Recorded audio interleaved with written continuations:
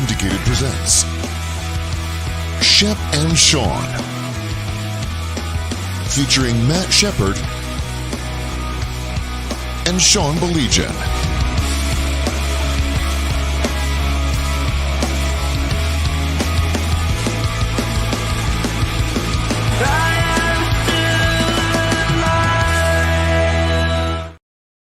He's Shep. I'm Sean. Shep, I'm not lying. I get like depressed tonight.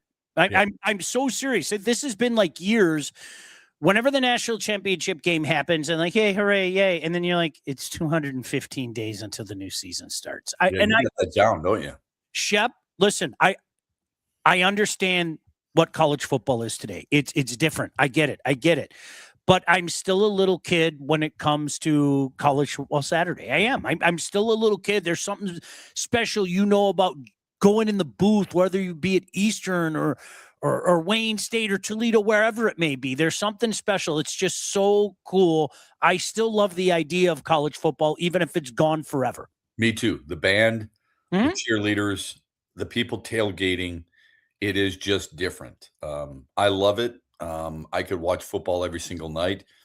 I can complain about the NCAA just like I complain about the NFL, but I'm a hypocrite because I still watch it, Sean. And tonight's going to be fun to watch, but there's also going to be a party that says, damn it, I wish next weekend I was preparing for another game. You know what I mean? So no doubt about it. I get it, and I'm looking forward to it. I really am. And some great storylines in college. No doubt.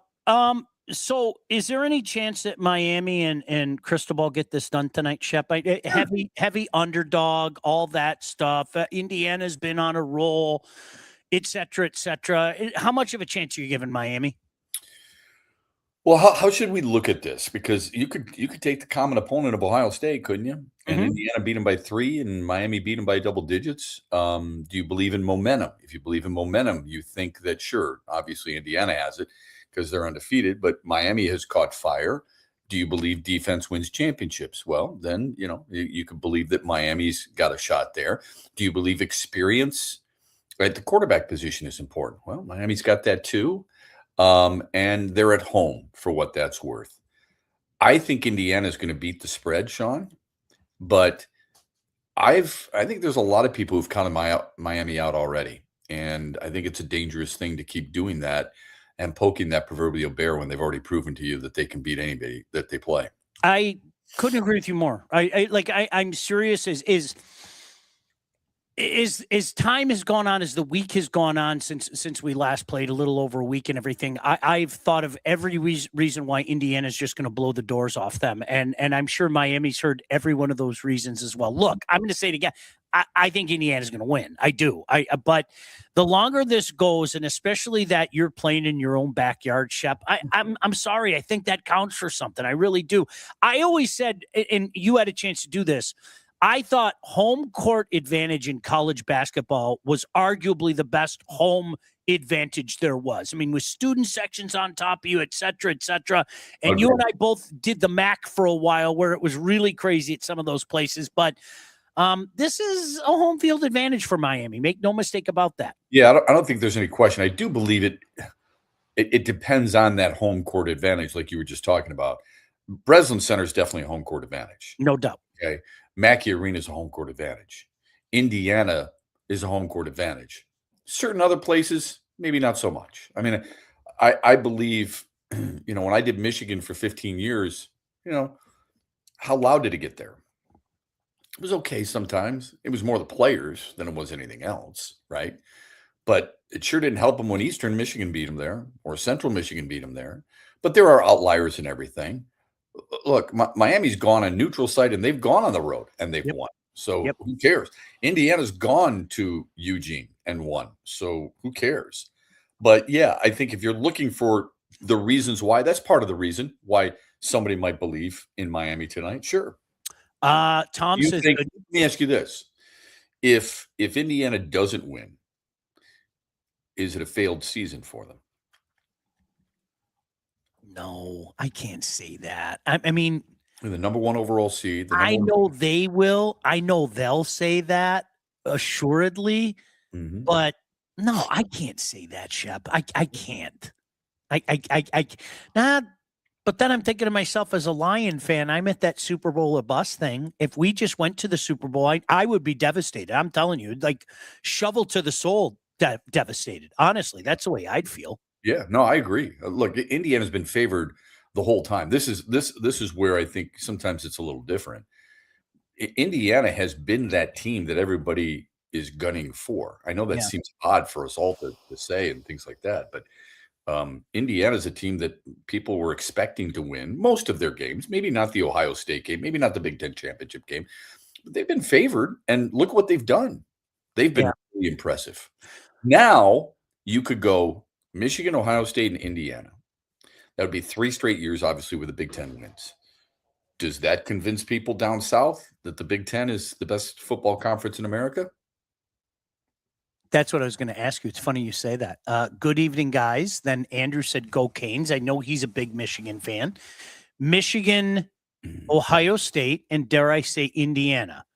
You win 3 national championships in a row. And oh, by the way, look, there's no SEC team to be found. Do we start to have that conversation? Sure, I think so. I couldn't agree with you more. I really, Shep, I think this year, especially with the SEC kind of faltering the way that it did in the playoff, absolutely. I think you start to have that conversation. And it's not just that, it's who they're beating. Mm-hmm. Indiana beat Alabama. Yep. Michigan beat Alabama. Ohio State beat Georgia. I mean, those are impressive wins. You're not beating some upstart where Vanderbilt shocks the world, gets there, and everybody goes, holy crap, that was just a once-in-a-lifetime situation. Mm-hmm. These teams are beating your blue bloods, if I can use that phrase, okay? So I think it absolutely gets there, for sure. A lot of people are already asking about it. I'll get to a second. Tom, there's something special about college football. Always will be. Amen. My buddy Mike from the Wealth Advantage Group, Indiana by 10. What is this OC hire? We'll get to that. Well, no, it's WTF, which makes me like him even more because that is seriously when that broke while I was doing Woodward Sports. 2 to 4 every day. Shep and Braylon. 2 to 4 every day. Shep and Braylon. I was blown away. Okay, not in a good way either. And I hate to judge you. You and I are very similar. We try not to get too emotional. Okay, just because we haven't heard of this dude. Mm-hmm. Doesn't mean he can't coach. You're stealing my thunder, damn it. Yes. Because a lot of people don't know Ben Johnson. That's number one. A lot of people don't know offensive coordinators, right? Number 2, though, you and I would agree that this was one of the more desirable jobs in all of football. Head coach or assistant coach or coordinator. How does this happen where there are guys right now, Sean, the Rams passing coordinator, Nathan Schillhaus, that's an attractive candidate. Why did you feel the need to do this now? And why him? I swear, if you say, I'm going to use one of your lines, if you say, well, they had a good running game, I'm going to punch you in the liver. Shep, you do you know what? This is a larger problem. I think a year ago at this time, a lot of people, you couldn't pick at too much of what Brad Holmes and Dan Campbell did. Agreed. And as you well know, the National Football League is the whole not for long, and things can change in an instant. All of a sudden, there are a ton of questions about Brad Holmes, and rightfully so, I might add. Yep. And the Dan Campbell aura, all right? And I'm not talking about culture.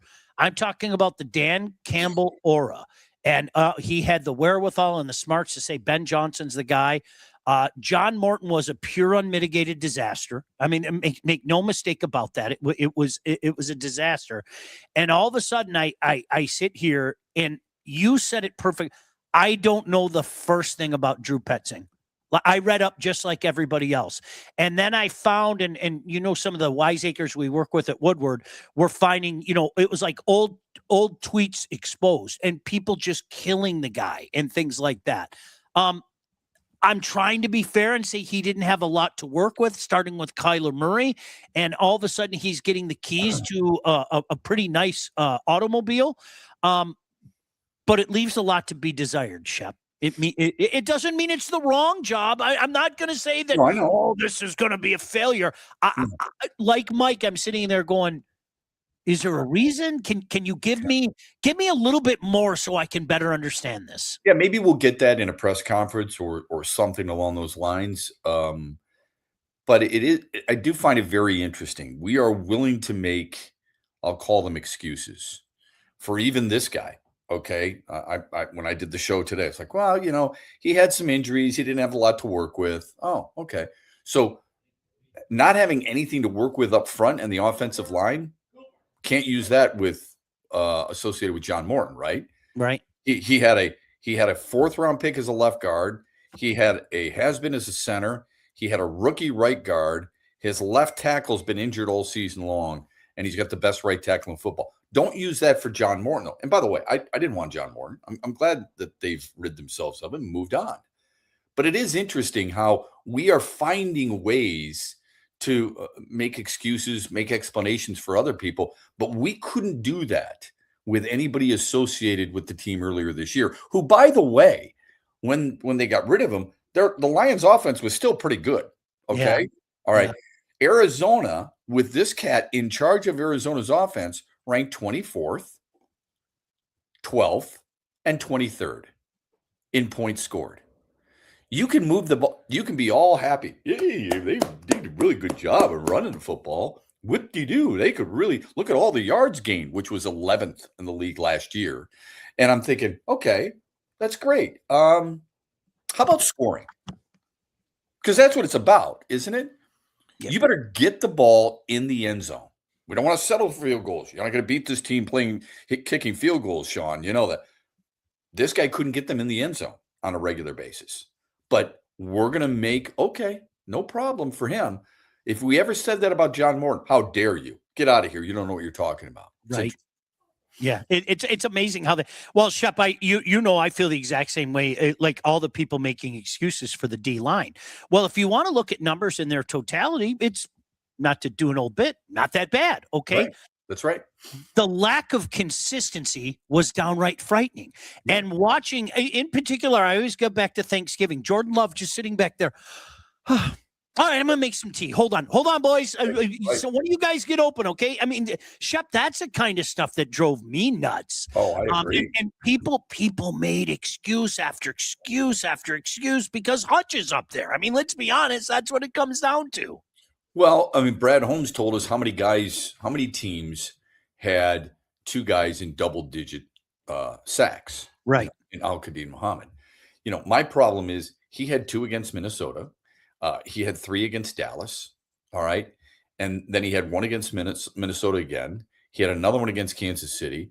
And he had Baltimore and Chicago. That's 6 games. So all his sacks came in 6 games. Where was he the rest of the way? Right. With Aiden Hutchinson, I think what they do for him is they say, hey, you know what? This guy put on a lot of pressures. He had more pressures than anybody else. He had a career high in sacks. Okay, that's great. There was a stretch, Dallas, Green Bay, Tampa, where he didn't have a sack. But I think for the most part, he was good. Yes. Here's the difference. It's the price tag associated with him. That's the problem people have. If this is Aiden Hutchinson last year, and he hasn't signed the second largest contract for any football player outside the position of quarterback in the history of the league, I don't think people are talking about it. Yep. Hey, by the way, All About Catering LLC, full service caterer, graduations, weddings, bridal showers, corporate events, anything you need catering for from 25 to 4,000 people. All About Catering can and will take care of you. For Rick and his staff, customer service and satisfaction is their number one goal. So don't sweat your next big event. Just go to allaboutcateringllc.com today to see their menus and all their 5-star reviews. Give them a call, 586-731-1398 to get your event started. Never thought in my lifetime Indiana would be favored in a national championship game with NIL. Mendoza was a 2-star quarterback coming out of high school. You know what's interesting about it, Shep? When you dig a little deeper, especially... Is he a 2-star or a 0-star? I have no idea. I don't pay attention. 0-star. I thought there was somebody who was a 0-star, and I thought it was Mendoza. You know what I do pay attention to? How much money teams are spending. And in Indiana, not only are they paying Cignetti and his staff an exorbitant amount of money, but they're also spending up there with Ohio State, in regards to the type of money they're throwing out there. And there was a provision in Signetti's contract that kicked in another $11 million on top of that. Saw that. That's the reality of the game today, man. That's just it. That's it. That's where we're at, you know? And guess what? And it's kind of like our Dodgers discussion not too long ago. If that's the system and they're playing it and they're playing it better than anybody else, how can you be pissed off at them? Be pissed off at your team. I love it, system, man. I love what Johnny said. Weird. The OC we just hired was in Ben Johnson's wedding. Seems like the Lions lost a girlfriend that they couldn't get over with. There is still an OC that can come available with the Bills. Yeah, okay, can I ask you this question? Yes, sir. If he's that close with Ben Johnson, why didn't Ben Johnson hire him? Good point. I mean, if he was that good, well, he was employed at the time. In fairness, he was employed at the time by Cardinals, right? No, Ben Johnson could have gone and said, "I'm going to give you assistant head coach." That's how you get. Yeah, but he's going to call the plays. It's because Ben Johnson wanted to call the plays, and I understand why. But if he's that good, then why not do that? You know what I mean? And as far as Joe Brady is concerned, which is Buffalo, yeah, maybe he might get the job in Buffalo since Sean McDermott was fired today. So there is a possibility. I heard or read that there were two names that might pop up for Buffalo, which is hilarious. The two names, as the door opens and my dog comes in, the two names are Brian Daboll and Joe Brady. Isn't that amazing? Yeah. When the Pistons were terrible, Shep, they made adjustments. They added flavor. The Lions, they didn't add any flavor. It's like food. Guys, I honestly... flavor. What do you think he means by the Pistons added flavor? What do you think that means? I don't know, Steve-O baby. Put that. Guys, I honestly think the window for the Lions is almost closed. They have this year, and then I think it's over. It depends what they do. So much of it depends on what they do with draft and free agency, et cetera, et cetera. Period, end of story. And we won't even know for 2 years. I'm sorry. I've always said that. Give me 2 years. We'll make rash discussions. Mike said when they needed to disrupt quarterbacks' timing, they never did it consistently. That was my biggest problem all year. Yep. My biggest problem. You have to. I say it all the time. Tony Dungy was right those many years ago. What can your quarterback do to the defense, and how can you get to the other quarterback? They didn't spend enough time in the kitchen. Period. I don't disagree with that, but let's just remember it's not all on the defensive ends. Okay. No. It's on D tackles, linebackers on blitzes. We're not getting home. The team that probably got there most consistently, I would say, would be Houston. I mean, look at what Houston's done in the two playoff games. They've allowed 13.5 points. They've allowed 211 yards per game. They've allowed 3.5 yards per carry. Teams completing just 18% of their third down conversions. They had 9 sacks, 5 turnovers, and they scored 2 touchdowns, and they're out. Yeah, amazing. Right? Because their quarterback was, soiling himself. I'm trying to figure out. Hi, how are you?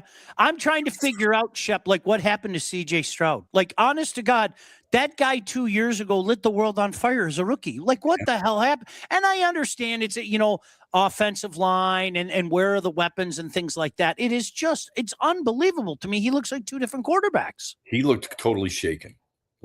In the first half. That's why I thought it was a really good discussion. Scott Van Pelt asked, do you have to start thinking about bringing in Davis Mills? And if you recall, Marcus Spears said it has to be a conversation. Ryan Clark went nuts and said, no, you've got to keep him. He's your guy. It's funny how Ryan Clark said Justin Herbert and Josh Allen should be apologizing to their teams, that they let their teams down. Yeah. But with, C.J. Stroud, you got to keep him going. Look, Davis Mills was 3-0. He only threw 1 pick and 6 touchdowns in those games. He wasn't Superman, but he sure wasn't a doorknob either. Hello, Jason and Escanaba. By the way, Steve said, I'll tell you guys this. The Lions remind me of an old diner I used to go to where everything they serve is hold on, let me I got to scroll up. Everything they serve is cold. With the Pistons, it seems like it's a new diner because they changed the recipes. Mike said, don't lie, Sean. You knew Milky Waters was a 5-star, 6-star out of Tacoma East. 6 stars. As far as I know, Shep, still the only 6-star athlete there ever was. He's an amazing player. Yeah. Mike said he agrees with you. McNeil was invisible when he returned. The kid was a beast before he got hurt. Hope he can bounce back in 26. Same. When Roy Lopez is your best defensive tackle, you got some problems. Yeah. No offense to Lopez. It's just McNeil was drafted for a reason. Tarik Williams was drafted for a reason. DJ Reader was paid for a reason. That was a serious situation for Detroit in the middle. Shep, I got to ask you about Caleb, but because we you may or may not know this. Tom Mazaway has a new boyfriend, and his name's Caleb Williams. But first, let me tell you about Lindsay Broadwell. When it's time to get yourself a house, whether you're buying, selling, oftentimes both, you need to contact the right agent. We recommend this lady right here, Lindsay Broadwell. Your house is probably the biggest investment you'll ever make, and that's why you need a pro. Lindsay grew up in the area, has expanded her team all over the area, and she's an expert in all facets of the business. When it's time to move, our friend Lindsay and her team will make sure that you get the most out of your house and everything goes smooth when finding your new home. Buyer, seller, even first-time buyer. Make sure you contact Lindsay at BroadwellHomes.com. She'll help you with everything from start to close.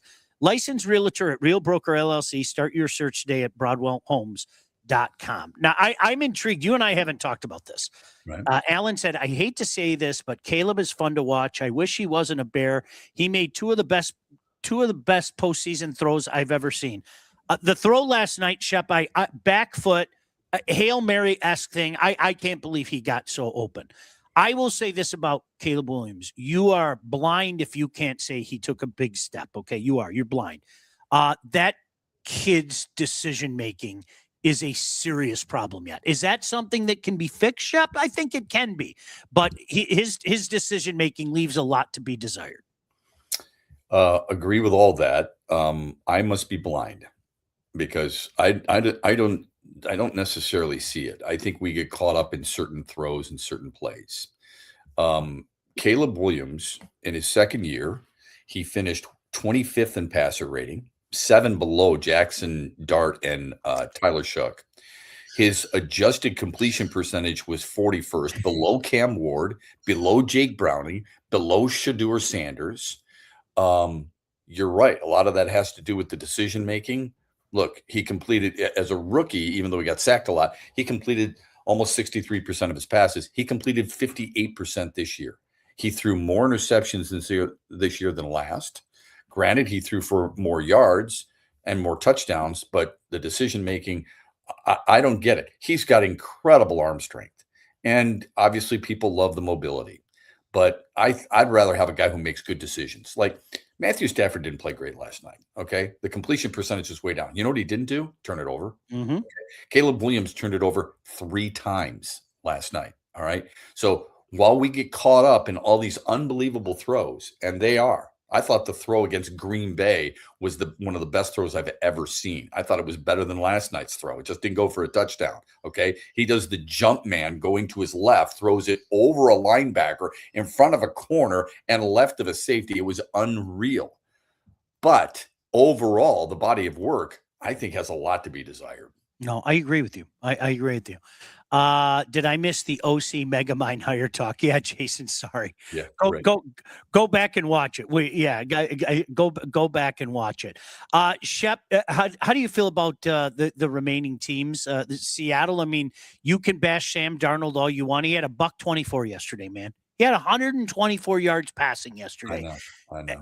They just keep winning, and that defense is legitimate. So good. Rams and Seattle played 2 great games this year. I don't expect this one to be any different. I don't either. The Rams were up 16 in the second half in that last one that they played them. Yep. I think whoever wins the NFC wins the Super Bowl. Me too. It's no offense to Denver. They've been pretty good.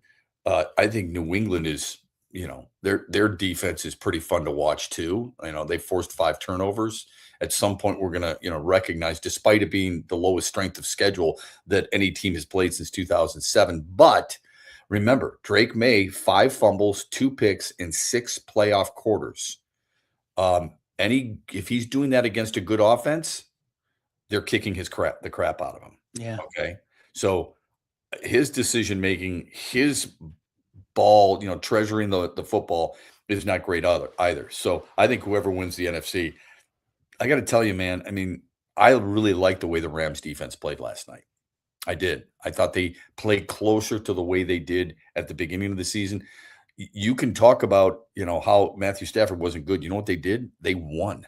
Yeah. Now, will they be able to keep him clean? We'll see.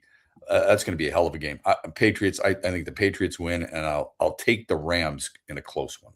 Is Norris Weiss starting for Denver? Is that who's Gary Kubiak? Perhaps Craig Morton. It's unbelievable. Tim Tebow's on the set right now. He could go out and play, I suppose. Right? Jeez, so Jarrett Stidham hasn't thrown a pass this year, right? I'd have to look that up. I don't think he has. Yeah. Alan said, just to clarify, I'm not saying he's the next Mahomes. I think he's fun to watch.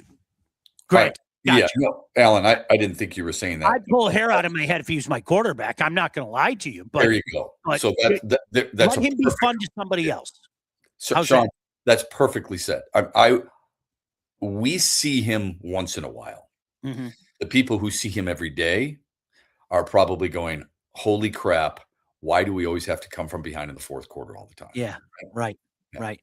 All right, Shep, we got to get out of here in a second. Very quickly, let's talk about Wealth Advantage Group, located downtown historic Northville, owned by those two handsome fellas right there. 20 years of industry experience. They understand your financial goals are as unique as you are, and they offer personalized expert guidance to help you navigate the complexities of financial planning. Now, whether you're saving for retirement, getting ready to sell your company, already in retirement, doesn't matter where you are in your journey.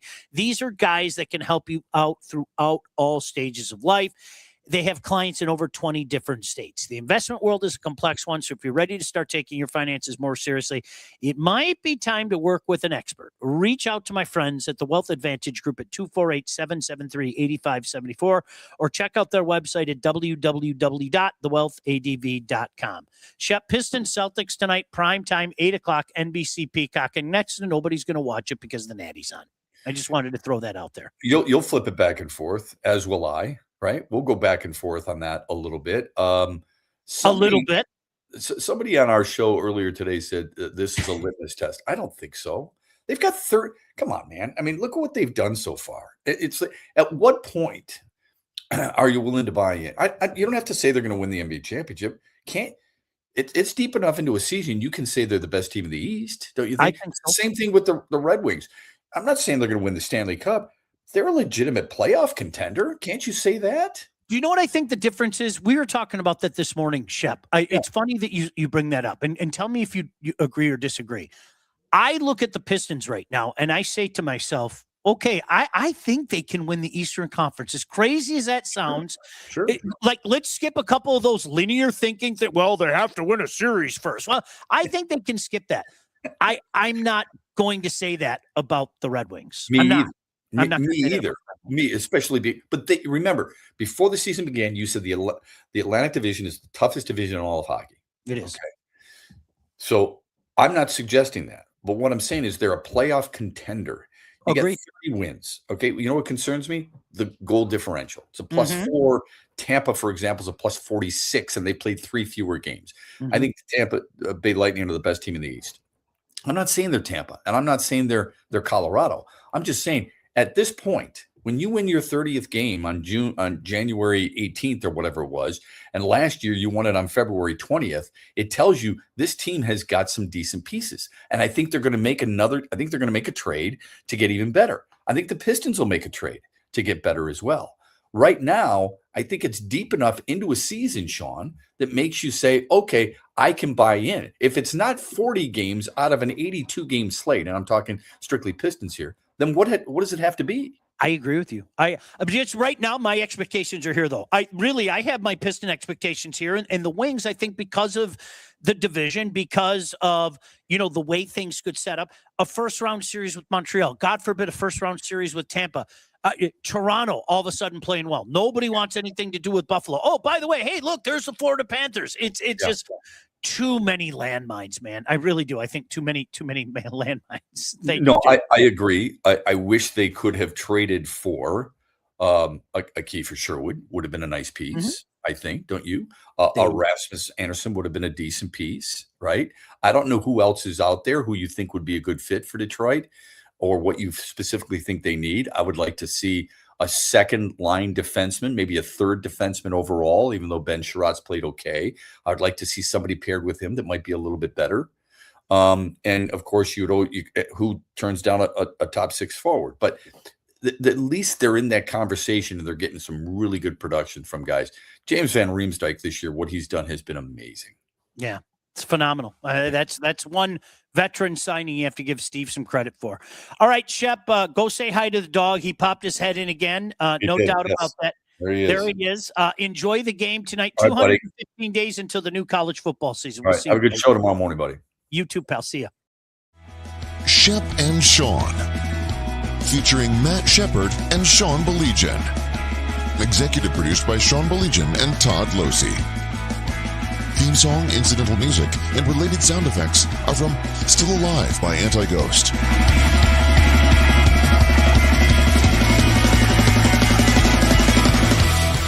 Engineering, mixing, and graphic design support provided by the Unsyndicated Podcast team.